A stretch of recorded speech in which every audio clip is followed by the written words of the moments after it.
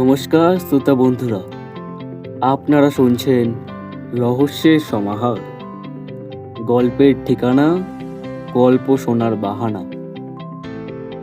আজ আমাদের চ্যানেলে আমরা হাজির হয়েছি একটি গ্রাম বাংলার ভূতের গল্প নিয়ে। সুজিতের কলমে নিশিপদ্মের অভিশাপ। আমাদের সমস্ত গল্পগুলো যদি আপনাদের ভালো লেগে থাকে তাহলে অবশ্যই আমাদের এই ইউটিউব চ্যানেলটিকে সাবস্ক্রাইব করে নেবে। আমরা প্রতি শনিবার ঠিক রাত 9টায় আপনাদের জন্য ভিন্ন ভিন্ন স্বাদের গল্প নিয়ে হাজির হই। পিন্টুর ভূমিকায় দীপ, গল্প পাঠ ও অন্যান্য চরিত্রে সুজিত। শুরু হচ্ছে আজকের গল্প, নিশিপদ্মের অভিশাপ। শহর থেকে কয়েকশো কিলোমিটার দূরে বীরভূমের রুক্ষ লাল মাটির দেশে একটা গ্রাম আছে। নাম তার নীলকণ্ঠপুর। স্টেশনে নামলে মনে হয় যেন সময় এখানে থমকে গেছে। আজ থেকে 10 বছর আগে ঠিক এই রকম এক অমাবস্যার রাতে সেই গ্রামে পা রেখেছিল দুই বন্ধু, অনির্বাণ আর Pintu. Anirban wildlife photographer আর পিন্টু তার জোড়াজুড়িতে আসা এক সঙ্গী। তারা জানতো না যে এই সফর তাদের জীবনের শেষ সফর হতে চলেছে।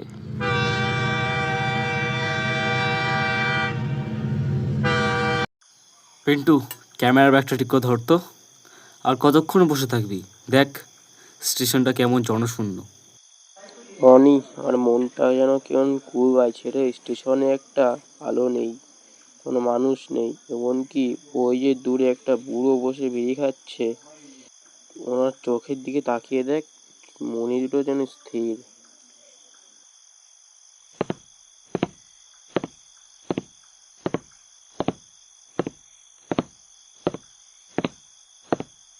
দাদা বাবুরা এখানে কেন? আজ তো অমাবস্যা, ঘরে ফিরে যান। নীলকণ্ঠপুরের আকাশ আজ ভালো নেই। কেন দাদু? আকাশ তো পরিষ্কার। আর আমরা তো এসেছি নিশিপদ্ম বিলের ছবি তুলতে। নীলপদ্ম নাকি এখানে ফুটেছে। নিশিপদ্ম? ওটা ফুল নয় বাবা, ওটা অভিশাপ।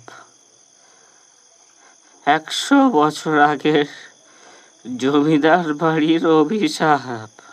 ওদিকে যাবেন না, ওদিকে গেলে নীলপদ্ম মানুষের রক্ত চষে খায়। অনি, চল ফিরে যাই, আমার একদম ভালো লাগছে না। ধুর, এই একবিংশ শতাব্দী দাঁড়িয়ে এসব ভূত পেতে কেউ বিশ্বাস করে নাকি? চল তো।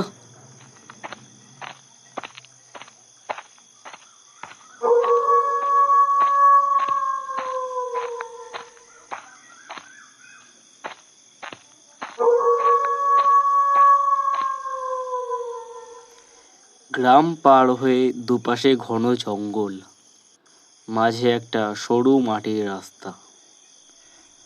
অনির্বাণ টর্চ জেলে এগোচ্ছে। রাত তখন প্রায় 11টা। বাতাসটা ক্রমশ ভারী হয়ে হঠাৎ চারদিকে একটা পচা পানা আর মাছের আষ্টে গন্ধ ছড়িয়ে পড়ল। অনি, শুনতে পাচ্ছিস? কেউ যেন পিছনে হাঁটছে। ধুর বোকা, ওটা বাতাসের শব্দ। এই তো আমরা বিলের কাছাকাছি চলে এসেছি।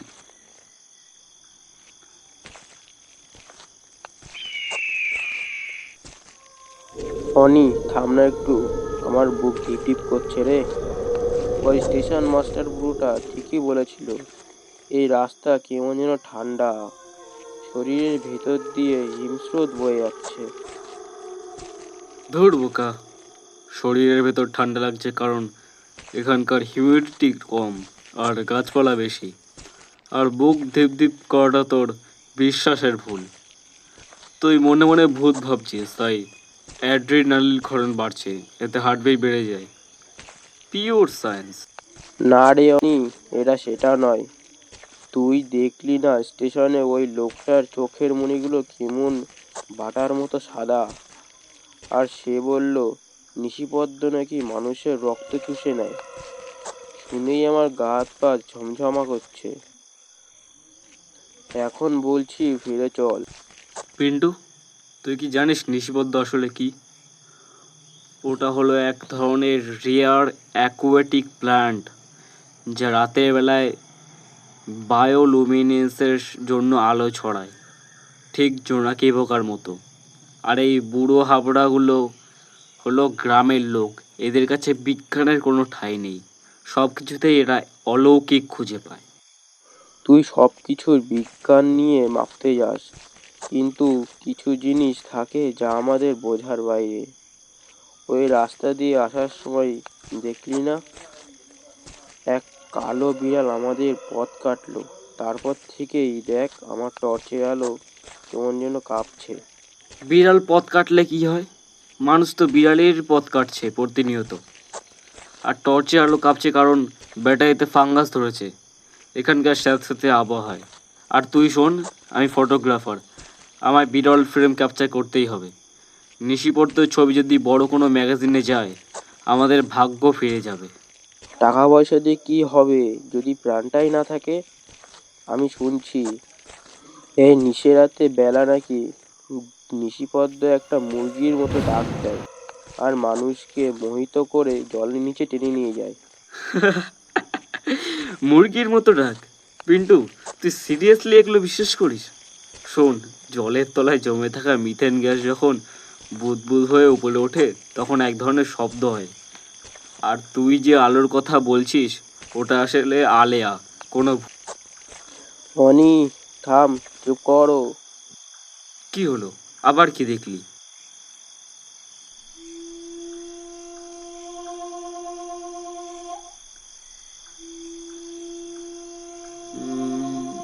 ওটা বাতাসের শব্দ রে, গাছের ফোকর দিয়ে বাতাস গেলে এক ধরনের হুইসলিং এফেক্ট তৈরি হয়, তুই অত ভাবিস না। না অনি, এটা বাতাস নয়, এটা গান।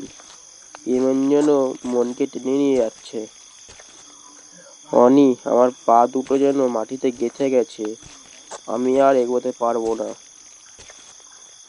আমি এখানে ট্রাইপড লাগাবো, তুই এখানে বসে থাক, কিন্তু মনে রাখিস এই সুযোগ একবারই আসবে। অনি, আমার একা এখানে ফেলে যাস না। আমার মনে হচ্ছে পেছন থেকে কেউ আমায় দেখছে। বড় আগুনের মতো চোখ নিয়ে কেউ আমার উপর নজর রাখছে। দেখ, লেন্সের ভিতরে তো কিছুই নেই, সব ফাঁকা। চল, আর দেরি করিস না, আজ ইতিহাস তৈরি হবে। নীলকণ্ঠপুরের স্টেশনে সে বৃদ্ধ যে ইতিহাসের কথা বলেছিল তা আজ থেকে প্রায় 100 বছর আগেকার কথা। তখন এই গ্রামের অধিপতি ছিলেন জমিদার প্রতাপ নারায়ণ চৌধুরী। প্রতাপ নারায়ণ যেমন ছিলেন দাপুটে, তেমনই ছিল তার জেদ। তার একমাত্র রূপবতী কন্যা ছিল অপরাজিতা। অপরাজিতার রূপের কথা 10 গ্রামের মানুষ জানতো, কিন্তু তার মনের খবর কেউ রাখতো না।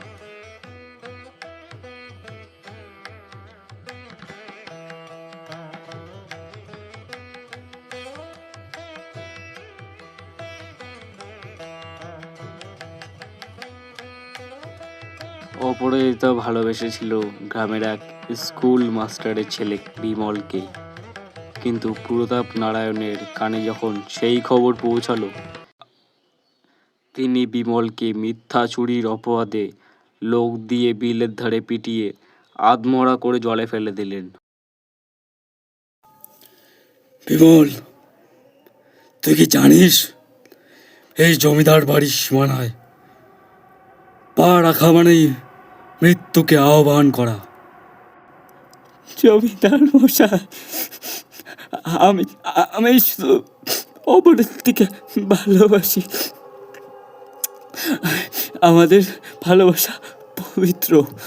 বংশমর্যাদার চেয়ে মানুষের হৃদয়ের মূল্য কি বেশি নয়? ভালোবাসা? তোর মতো নিচু বংশীয় ছেলের মুখে ভালোবাসা শব্দটা মানায় না। আমার মেয়ের গায়ে হাত দেওয়ার দুঃসাহস তোর কেমন করে হলো? চুপ কর অপরাজিতা। এই অবাধ্যর জন্য আমার বংশের মান সম্মান সব ধুলোয় মিশবে। লাঠিয়াল, জি হুজুর। এই কুকুরটাকে আজ এমন শিক্ষা দে যাতে পরের জন্মে সে জমিদার বাড়ির মেয়ের দিকে চোখ তুলে তাকানোর সাহস না পায়। মেরো না, মেরো না আমাকে, মেরো না, মেরো না, মেরো না, মেরো না।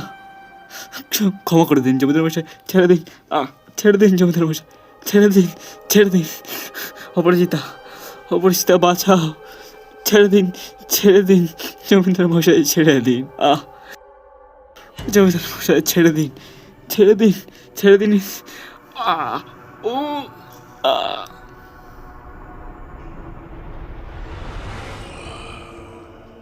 সেই রাতে জমিদার বাড়ির কাছারি ঘরের মেঝে ভিজেছিল রক্তে। ইন্দ্রনারায়ণ চৌধুরী তার অহংকারে জয়গান গেয়েছিলেন, কিন্তু সেদিন তিনি জানতেন না যে রক্ত তিনি ছড়ালেন সেই রক্তই তার জীবনে অভিশাপ হয়ে ফেরত আসবে। বিয়ের রাত, চারিদিকে আলোর রোশনাই, সানাই বাজছে, কিন্তু অপরাজিতার চোখে জল নেই। সেখানে তখন জ্বলছে প্রতিশোধের আগুন। লাল বেনারসি পরে গয়নায় সেজে সে চুপি চুপি পাল্লা দিয়ে বের হয়ে গেল প্রাসাদের খিড়কি দরজা দিয়ে। তার গন্তব্য নিশিপদ্ম বিল, যেখানে তার বিমলকে শেষবারের মতো দেখা গিয়েছিল। সেই রাতে অপরাজিতা ডুবে মরেছিল। পরদিন সকালে দেখা গেল বিলের মাঝখানে একটাও সাদা পদ্ম নেই, সবকটা কুচকুচে নীল রঙের হয়ে গেছে। আর বিমলকে যেখানে মারা হয়েছিল সেখান থেকে গজিয়ে উঠেছে এক অদ্ভুত সুন্দর নীল পদ্ম, যার মাঝখানে রক্তের মতো লাল আভা। জমিদার বংশ নির্বংশ হয়ে গিয়েছিল 1 বছরের মধ্যেই। প্রতাপনারায়ণ পাগল হয়ে ওই বিলের ধারেই মাথা খুঁড়ে মরেছিলেন। লোকে বলে আজও যখন অমাবস্যার রাত আসে, অপরাজিতা লাল বেনারসি পরে বিলের ওপরে হেঁটে বেড়ায়। সে বিমলকে খুঁজে পায় না, তাই রাগে দুঃখে জ্যান্ত মানুষকে টেনে নেয় তার চিরসঙ্গী করার জন্য। আরে কি হলো, ভয় পাস না। দেখ পিন্টু, সামনে তাকিয়ে দেখ। ওদের চোখের সামনে এখন বিশাল নিশিপদ্ম বিল। বিলের জল কুচকুচে কালো, কিন্তু আশ্চর্যের বিষয় হলো অমাবস্যার রাতেও বিলের মাঝখানটা নীলাভ আলোয় জ্বলজ্বল করছে। শয়ে শয়ে নীলপদ্ম ফুটে আছে, আর সেই আলোর ছোটায় দেখা যাচ্ছে বিলের মাঝখানে একটা ভাঙা জমিদার বাড়ি। কি অদ্ভুত সুন্দর পিন্টু, ট্রাইপডটা সেট কর, এরকম ছবি আমি আগে দেখিনি। অনি দেখ, জলের ভেতরে কিসের ছায়া, মানুষের মতো লাগছে না? অনির্বাণ ক্যামেরার লেন্স জুম করলো। হঠাৎ তার লেন্সের ভিতর থেকে দেখলো বিলের মাঝখানে দাঁড়িয়ে আছে একটা মেয়ে। পরনে ছিঁড়ে যাওয়া বেনারসি, হাতে শাখা পলা, কিন্তু তার গায়ের চামড়া ঝুলছে, চোখের কোটর দিয়ে টপ টপ করে জল পড়ছে।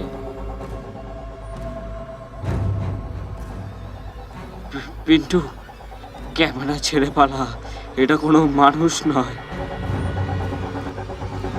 অনি বাঁচাও, বাঁচাও, আমার পাকে যেন টেনে ধরেছে, জলের নিচে টেনে নিয়ে যাচ্ছে।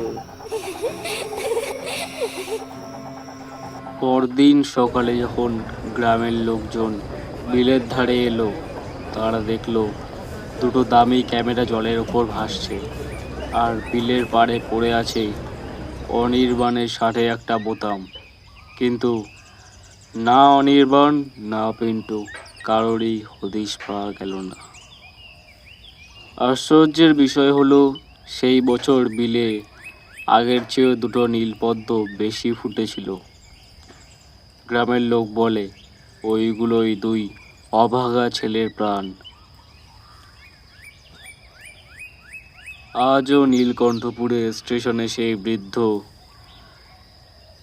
নতুন যাত্রীদের সতর্ক করে। দাদা বাবুরা, ওদিকে যাবেন না, নিশিপদ্ম বিলের খিদে মেটেনি এখনো।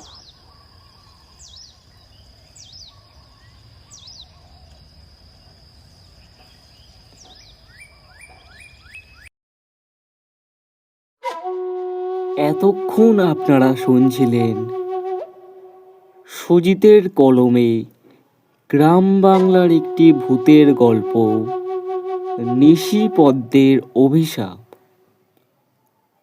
আমাদের এই প্রেজেন্টেশন ও গল্পগুলি যদি আপনাদের ভালো লেগে থাকে তাহলে অবশ্যই তো চ্যানেলটিকে সাবস্ক্রাইব করে নেবেন এবং নিজের বন্ধুদেরকেও শেয়ার করে জানাবেন।